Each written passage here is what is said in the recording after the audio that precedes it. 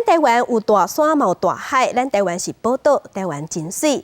交通部伫今年嘛推出山区观光，也毋过伫民间高山的旅行团其实已经真久啊，也毋过嘛发现讲，即款的山区旅游拢无主管机关咧管，嘛无法律的限制。有专家批评讲，政府拢无咧管，即款旅游团若是出代志，救人的工课，啥人爱来负责？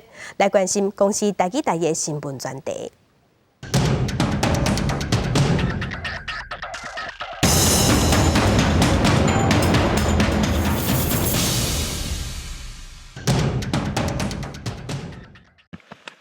中央政府看中台湾大山的观光潜力，甲2020年定做是山脉旅游年，都是要来说山域的观光。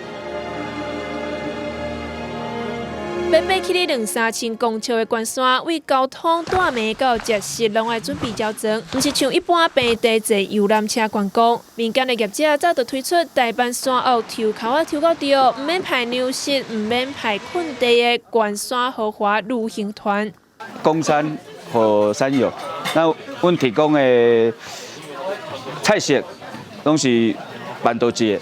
伊的服务非常好，伊带阮行，带阮介绍遮山顶的草啊、树木啊，教我们怎么友善山林。 嘉宾湖的名声透台湾，吸引真侪高山的观光客。台东林管处所规划的山区啊，名称位含天道营位加起来，敢若有176位，真侪人假日拢抽无。山友为着要来看这粒上帝胖见伫咧人世间的那宝石，专由原住民传统拍来路线界貌斯顶山。这样这边上来的话，山屋不好抽，所以我们就从另外一边上来。 就虽然比较陡，但是也很值得。这条前往嘉明湖的替代道路，不是列管的自然步道，看过去规个拢是天道。可是我们前几天上去的时候，一堆人，大概将近快500个人。嘉明湖的过去就是现在界貌看到的界貌室，因为他说我不需要床位，我就那边露营，所以以前的嘉明湖其实就是在湖边露营。 然后大家都在湖边露营，就跟那个夜市一样啊。有业者是赞成公私协力，透过沟通合作来求商业发展甲山林管理的平衡点。我的看法是很好，因为你要做总量管制，你那个水准品质才会好。对人调来的，唔乃是关山旅游的商机，也佫有本数喷种种对生态的影响。假日的山域变做夜市啊，唔乃是嘉明湖、水用森林、蜜月山、小溪营地，拢有这款现象。真认真来研究山岳进程的城市山人表示，政府无应该让部分的商业队甲山林公共资源变做是趁钱的工具，应该要明确来管理。369山庄附近发生大火的时候，烧出了很多垃圾，结果发觉这些垃圾竟然是协作团队的生财工具，锅碗瓢盆这些。